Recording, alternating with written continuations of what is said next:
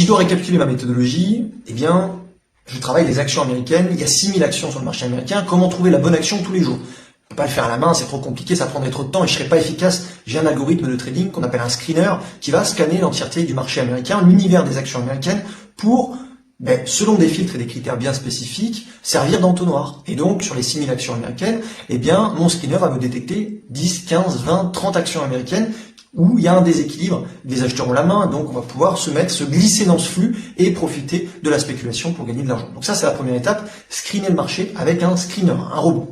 Deuxième étape, on va essayer de qualifier l'actif sur un graphique journalier. Est-ce qu'on est en début de mouvement? Est-ce qu'on est en début de swing? Est-ce qu'on sort d'une contraction? Est-ce qu'on sort d'un range? Tout ça, ça va favoriser un mouvement explosif et on rentre dans une tendance qui est jeune. Troisième et dernière étape, je vais aller sur mon graphique 5 minutes, je vais étudier le flux de liquidité, le flux des volumes avec un indicateur maison que je vous affiche juste ici. Et lui, il me permet de quantifier l'achat des institutions. Est-ce que c'est un achat ponctuel et euphorique à 15h30, comme c'est souvent le cas, ou est-ce que les institutions elles continuent d'acheter régulièrement?